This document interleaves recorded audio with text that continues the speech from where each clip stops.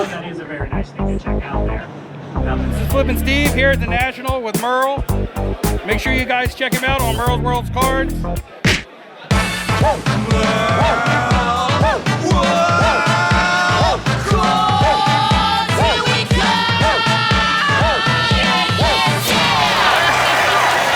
You think I'm gonna stay all week inside a convention center? Hell no. I'm going to a baseball game. Today, we're at Wrigley Field in Chicago, Illinois. It is 2-1 Cincinnati Reds, bottom of the 5th inning. It's a beautiful day. It's 80 degrees, but we're under the shade. The breeze is amazing. It feels like it's 70 degrees. So no sun in our faces and our eyes, no heat. Come on through, folks. How y'all doing? Good to see y'all. Enjoy the game. We got some Chicago linen lagers, shandies, lemonade. Tastes great. Here are my buddies eating peanuts, Cracker Jacks, enjoying a baseball game at Wrigley Field. Look at the ivy in the outfield. It doesn't get better than this, folks. It doesn't get better than this. I think it'll be a bad pitch.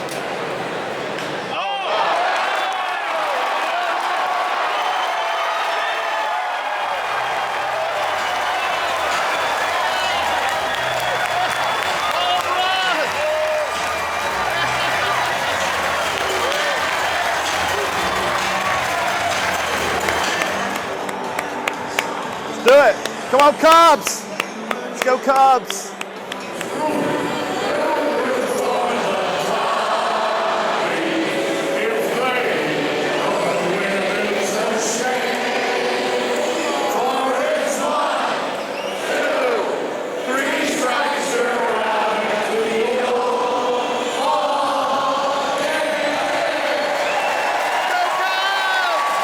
The Chicago Cubs game was amazing. Next thing, downtown Chicago for the famous Architecture River Tour. Let's do it. Come along. This is one of my favorite things to do. I'm taking my buddies here to see the Architecture River Tour. You have to do it if you ever come visit Chicago. Do the river tour. Look online, Google Architecture River Tour. That's downtown Chicago over there, everyone. First time I ever did this architecture tour was 10 years ago. It was so hot and humid, but I still enjoyed it. Let's listen to the tour guide. Now, DuSable was of African and French descent. Born in Haiti, came to the Chicago region in 1779, and he built a trading post and a homestead, kind of where we passed by the Wrigley Building. Look at that, Al. Look at that, Al. Look. That is a very nice thing to check out there. Nothing says Chicago like an L going over the river. I know, right? But they have commuter train lines down at ground level, so the building hangs above the water. It's partially because the there's a lot of wrestling rookies out of it. So they wanted to maximize the space while also giving some nice corners. You are there. Now that used to be a big right up there in the red. On the red dot. 6 years ago. Right there. We're at the red dot up there on the building. But right here in the river. Up there. This long history of being able to we're right there. Early 70s as the Standard Oil building. It's over 1,100 feet tall. It is the 4th tallest building. After we finished with the architecture tour and walking around Chicago, we headed back to the convention that night for trade night and to have a one-on-one conversation with Flipping Steve. The very first YouTube video from Steve Gray, better known as Flipping Steve, was a mail day. You can see in the background many names of football players. You can also see Steve's favorite quarterback, Dan Marino's jersey laying on the ground, and he was going to do mail reveal days. In some of the cards that I think have potential and give you some insight on or as to why I'm purchasing these cards. One of Steve's first videos where we actually see him was at the end of May of 2020. It was an SGC graded sports card reveal and a Zion Williamson giveaway. Steve has always been known to give away really good prizes to all his viewers. Of the Zion Hoops SGC 9.5. So sit back, relax, and we'll be back to crack this bad boy open. Currently, one of Steve's most popular YouTube shows is his Monday live stream, where he just talks about sports cards, non-sports cards, and other hobby talk. It airs at 9 p.m. Eastern, 6 p.m. Pacific. Live stream time. And I don't have anything in particular that I really want to talk about. One of Steve's other popular shows is the Drive Live Hobby Market Chat. They come on periodically throughout the week at various times. It's usually when Steve is going to work at his casino from home, or when he's coming back from work at the casino, and sometimes he'll stop at his post office to show some of the mail that he got for that day, or maybe he will even pass by his brother's house and wave to him hello. Steve also loves energy drinks, and we'll talk about the drink he is drinking that day. Saturday morning, who is awake? Well, I always say Saturday morning, but it's going on noon here, Eastern time. So afternoon for some, I guess. And I'm headed to work. Hopefully you guys have off this Saturday and are going to do something fun. Maybe you guys have a show in your area that you're going to, something like that. John, what's up, man? How you doing? I'm doing well. Having a pretty good morning, feeling positive, heading to work. I am at the Level Up trade show at the Lowe's Hotel in Chicago, Illinois, and I have the privilege to speak to one of my favorite YouTube content creators, Flipping Steve. It is such an honor. This is one of my idols. I have met Brad Pitt. I've met George Clooney. But to meet Flipping Steve is better than all those guys combined. But this is one of my buddies that I tune in every Monday streaming, and my girlfriend has to hear it blasting in our condo, and she just is tickled pink over you. She just cracks up laughing, and very genuinely, not at you, but with you, because she loves how you're, like, not only talking about cars, but your little innuendos when you start getting, like, philosophical, and your just authenticity is just so genuine that it just makes her so happy when she hears your voice too. And she knows, like, at 6 o'clock Pacific time, I'm tuning in to Flippin' Steve. Where are you from? I'm from Delaware. A lot of people say, what state is that in? But it's actually a state, the first state. And I'm from just middle Delaware. There really is no middle, lower, upper Delaware. It's so small. But that's where I'm from. Born and raised, lived there my whole life. YouTube is Flippin' Steve. Instagram is Flippin' Steve. I have a little Tik Tok. I think it's Flippin' Steve. My daughter got me into that one. And that's it. That's where you can find me. Why did you start making YouTube content? Okay, it's a long story. At first I was writing for a Facebook page just because I liked the hobby. So I was trying to help people out with some insight and things like that. Being an honest person and an honest writer, I ticked off some people in that Facebook page. And I got the boot, right? So kicked out, doing my own thing for a while, started getting all kinds of messages from people from that Facebook group saying, please start your own group. Start your own group. We loved your articles and things like that. I let it go for about a week because I was like, I'm just doing my own thing. I didn't think it was that big of a deal. So I started the Facebook group, and then eventually those guys were like, now you got Facebook, now you got to do YouTube. And I was like, there's no way I could ever sit behind a camera. Like, I can't even listen to my own voice. I'm like, there's no way I could watch a video back. I don't like to hear myself. But I did it, and it got easier and easier, and it's just fun now. It's more fun to shoot a video. It's not like it's a job. It's not like I got to get a content out or anything. So, and it lets me speak my mind. It gives me my live streams when I get to talk to people. That's so I don't talk my wife's ear off about cards all the time. She will listen to an extent. She supports me. But being able to talk to a bigger audience and get everybody's opinions and just be honest. None of my stuff is scripted. None of it's edited. It's just all off the fly. It's what I'm thinking at that time. Sometimes it might be polarizing, but it's just the truth. And, I never try to be negative, even if I sometimes might be. But sometimes my sense of humor is very dry. A lot of times I'm joking. People don't realize it. But, it is what it is, and it's fun. And I get to meet people like you, and I'm here getting an interview, which is crazy. Never would imagine anything like that. People coming up to me, shake my hand, and they shouldn't be. I should be walking up to my people and being like, thank you for watching me and supporting me. I still am just another collector in the hobby like everybody else, trying to enjoy the National like everybody else, not hey, everybody, look at me, I'm on YouTube. You know, it's not like that. Yeah, never intended for it to be, and it'll never be like that. Just doing it, riding the wave right now, and it's just fun. And like I said, all the people that I've gotten to meet, that's been the biggest bonus. I've made legitimate friends, not just friends that I call hobby friends anymore. Not just, oh, he's a social media friend. I mean, I've made legitimate relationships with people who like want to like get together and hang out off social media and go on vacation. And I never thought sports cards, and having that in common with people, or just collecting in general, could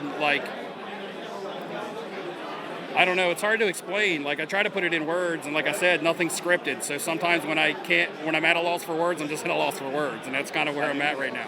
So what are your goals this week at the card convention? One of my first goals, I needed to locate a card for my uncle that he had on his Christmas list. My aunt asked me if I could locate it, which I did. It's a tough card to find. It was a Mike Schmidt O-Pee-Chee rookie, not the tops. Right. So at 1973 Mike Schmidt O-Pee-Chee, I found one today, finally, and a PSA 7. I know that's probably going to be the only one I'm going to find, so I got that.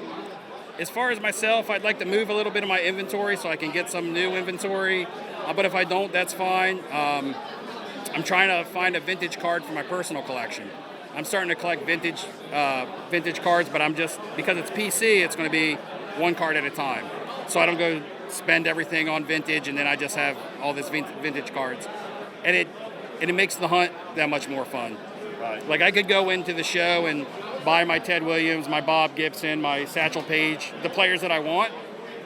But if I buy them all at one time, then I have them. Like, it keeps me coming out to the show and hunting a new one this time and finding the right one, whether it's the grade or the look of the card. With the vintage, I like the look of the card. So, I'm looking for a Willie Mays rookie. I really want one of those. It's got to be in a low grade to stay within my budget. So I'm looking for like a PSA 2 and a Willie Mays. If I find that tomorrow, I'll buy it. I saw a 1.5, but I couldn't locate it again today. So we'll see. But that's another card. Did you buy anything today? I did buy it's my new oldest card.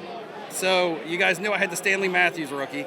Then I got the Walt Disney card, which is a 1931. I love that card. I bought a 1927 Lefty Grove, and it's a hand cut, and it looks like it came off a playing card. It's got like a King of Clubs, and then in the middle it has Lefty Grove's face, and it says Lefty Grove. And being a casino worker and working my way up from being a casino dealer to management, I just was like, man, that's an awesome card. It looks like a playing card from 1937 with Lefty Grove on it. Had a good price on it. It was a good transaction all around. It was something I really like. I'll PC it because it's an oddball card. It's not just like a basic Topps Lefty Grove. It's a 1937 hand cut. I think I left it in my because I didn't want to bring it out and people mess with it on trade night. I just wanted it, so I didn't bring it out. But yeah, you'll see it either on a live stream or in a video. I picked that up today, and that was pretty cool. And did you sell anything? I sold one modern football card, a Jacob Eason card that I got. Yeah. Wow. Yeah, I got it at trade night last night as a throw-in. So I was doing a trade with a younger gentleman. He was like 11. He was with his dad, but he had a lot of cards. He was really nice, which was awesome. He found a card of mine that he really liked, and he really didn't have a whole lot that I liked, but I couldn't tell him. I couldn't say, sorry, I can't do a trade with you. So I just was like, you know what, I will find enough worth to do a trade with the young man. It was like a $400 Daniel Jones card. To me, is not worth telling the kid who really wants it, sorry, you have nothing I want. So I just go through his stuff, found a couple items that I thought were neat, and I was like, here you go, we'll do the trade. To me, that meant more than taking that card and selling it to somebody for 70% comp. You know what I mean? I was able to trade it to him, and he wanted it. He was really happy. He shook my hand like a grown-up, and we pulled a deal, and he felt an accomplishment, and I felt good about it. His dad was happy, too, and it was just it's probably one of the highlights of the trip. Yeah. Now, is this your first national convention? Yeah, it's my first national. Yeah. And what do you think so far? Day one, I was overwhelmed. I'm not going to front and be like, oh, I'm the big-time card guy. I walked in, and I was like, I'm going to go through my regular old routine. I'm going to walk the show floor, figure out the vibes, what's selling, what's not, and I didn't even get through the whole show floor in, the first day, so I'm like... You've been doing content on YouTube for how long? It was a year in like March or April, I think, so it's a year and a couple months, yeah. If I saw you back in March and told you where you would be right now sitting, would you believe me? No, I wouldn't. I was joking today. I was like, man, if I would have known the YouTube and stuff would have been like this, I would have had a different name, because Flipping Steve going into it was it wasn't like a joke, but it was like, I thought I'd get 20 subscribers and be done. It was just kind of a, what can I do with my time, because COVID was going on, and everybody was telling me to do it, like from Facebook. It wasn't even something that I really wanted to do, but so many people were asking me to do it that I started to do it, and I would have never imagined that, again, the friends, being here, doing this. I like the name, and it's stuck with everybody. It's easy to say, but you also get the people who think that I'm strictly just somebody who buys and sells cards flipping, and that's not the case. I really enjoy the hobby, and I collect. I don't got to spend $1,000 on a Walt Disney card because I plan on flipping it. It's like... And I love this guy, too, because one of the first cards he ever showed on his YouTube channel was Pink Floyd. Oh, yeah, Pink Floyd. And I was talking with Jeremy from Sports Card Live one night, and I never really had put into perspective why I buy what I buy, some of my personal collection items. And as I was going through and thinking, and you might have been watching that live stream, it hit me. And I was like, it hit me as I was saying it. It was almost like organic. I was like, I'm PCing memories. And it didn't hit me until I actually said it that night. As I was saying it, that wasn't scripted. That wasn't something I was planning to say. He was like, what's in your PC? And I was like, Pink Floyd, Soundgarden, Tony Hawk. And then I'm thinking to myself, every time I mention Pink Floyd, it puts me in an area. It puts me somewhere. When I mention Tony Hawk, it puts me somewhere. And then I was just like, you know what? Every time I mention this card, I have a flashback. I'm PCing memories. And that came out naturally. That was completely natural in that conversation. Something that I never even thought of until we started talking about it. And now I look at that now, and it's awesome. You said Pink Floyd, and I was at that concert in high school before my... Did you go to Division Bell? I went 1994 in Philly. Yeah, Veterans Stadium. And I think the same year of the Division Bell tour was when they were also doing the Pulse, the Pulse Live DVD, which is the one that everybody, just watches and does. So, Steve, I want to present you some gifts as a courtesy and a thank you for not just me and my YouTube viewers, all your YouTube viewers, all of Sports Card Investor viewers, even Sean. We're all thankful because we wouldn't be here today if it wasn't for you, dude. Swear to God. So I want to show you that I watch your show and I am a super fan of yours, okay? So first of all, I want to give you a t-shirt, a Merlin cards, and then I want to give you this present. And I'm sure Sean will understand too. Oh, snap. I don't have any of these. You don't have these? I don't have any of these, and I've looked at these. These are the Boston Pearl Jam. Is this when they performed a concert in Fenway, correct? And were these stadium giveaways, or were they? Okay. They're stadium giveaways, and it came in packs. These are awesome. And my wife is from Boston also, so anything to do with Fenway, and she loves Pearl Jam as well. Love it, love it. Yeah. I went all the way to Italy just to see them because... I know. This is Flippin' Steve here at the National with Merle. Make sure you guys check him out on Merle's World's Cards. Awesome t-shirt. Thanks a lot. This has been a blast, and man, I'd like to do this again sometime. Thank you so much, brother. Thank you so much. 101. Have you tracked down and looked at the Benjamin Franklin letter? No. Have you? Where's this?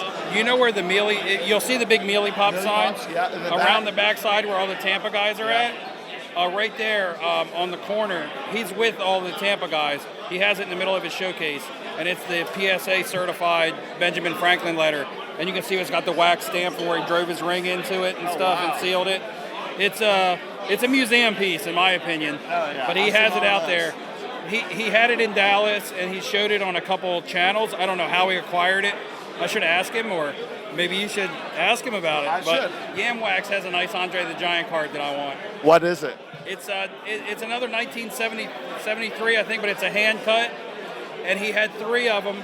He got them graded here by PSA, and he got 2 8s and a 7. So he said he wanted to PC one of them. But the funny thing is on my way here, I rented on YouTube the Andre the Giant documentary because I was like, I think I want an Andre the Giant card for my PC. And then he shows up and is like, Steve, look at these. I just got these back from PSA with these Andre the Giant cards. But he wasn't sure what he wanted to do with them yet. So I was ready to strike a deal for one of those. When I talk about my rock and roll stickers and things like that, I call it the fun stuff. Now, that doesn't mean that's not me bashing sports cards. No. I still like the sports cards, but the other stuff is fun to me on another level. Yes. It's different, and you don't see it and everybody asks about it, but they don't know how to approach making a deal for it just because you don't see it. I was making a deal with a guy who does a lot of vlogging. He's like really popular on YouTube with vlogs. He was looking through my sports cards and he gets to my Rolling Stones Panini sticker. He's like, man, what's this? This is awesome. Like, what does something like this go for? And I'm like, well, it doesn't. You can't find a price on it. It's just pretty much what I either want to tell you it's worth or what somebody will pay for. Yeah, he's going through all the other stuff all serious, just like, how much for this? What do you got on this? Putting it aside to the left and right. And then he gets to that stuff, and he actually stops, and he looks at it, and he's like, whoa. You can tell it's something they're not used to seeing. That's what's cool. It's Elton John. Elton John. Oh, this shit even better. From what year? 72. Shit, that's like the end of the 70s. Yeah. These were only printed in Italy, the Constanti stickers. This is Merlin from More World Cards. I will see you all at the next show. Bye-bye, everyone.